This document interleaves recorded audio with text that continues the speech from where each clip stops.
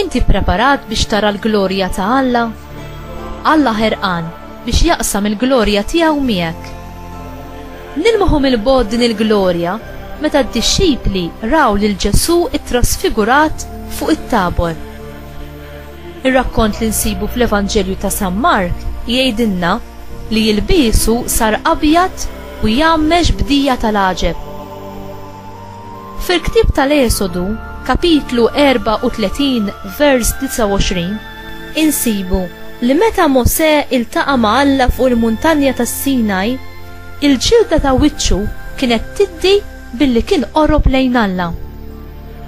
U San Pawl fit-tieni ittra lil Korintin kapitlu 3 vers 7 jgħidilna li l-Iżraelin ma setawx iżommu għajnejhom f'wiċċ Mosè minħabba fid-dija ta' wiċċu. Fir-rakkont tal-lum Ġesu jidher fil-glorja mal-kbir mexxej Mosè, dak li permezz tiegħu ingħatat il-liġi lil poplu ta' Alla, u ma' Elija, l-aqwa fost il-profeti, li ħabbar ħafna dwar il-miġja tal-Messija, fil-preżenza ta' 3 mill-apostli eżiż tiegħu. X'inhu s-sinifikat ta' din id-dera misterjuża? Ġesu mar fuq il-muntanja bl-arfin minn qabel ta' dak li kellu jgħaddi minnu f'Ġerusalemm, iċ-ċaħda li kellu jsofri, il-mod kif kien se jiġi mwarrab u l-mewta tas-salib. Probabbilment li Ġesu tkellem dwar id-deċiżjoni tiegħu li jmur għal mewt tas-salib ma' Mosè u Elija. Alla l-Missier ukoll tkellem ma' Ġesu u ta' l-approvazzjoni tiegħu.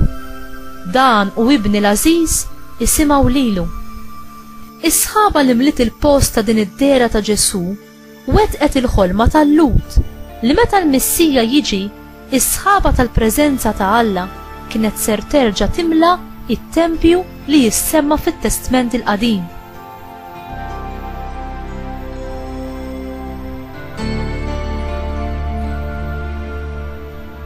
Petru, Ġagbu u Ġwanni kienu xhieda privileġġjati tal-glorja ta' Kristu.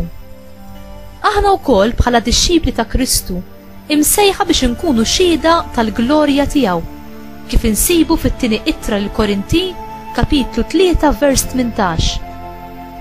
Il-mulej irid jirrivela l-glorja tiegħu għalina, id-dixxipli eżiż tiegħu.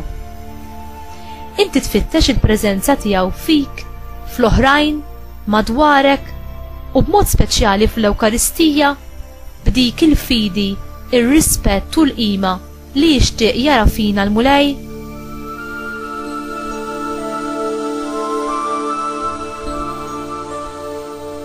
Mulej, ressaqni lejk u ħallini nara u nesperjenza il-glorja tiegħek. Għamel li qatt ma niddubita l-imħabba u l-għajnuna tiegħek li salvawni. Amen.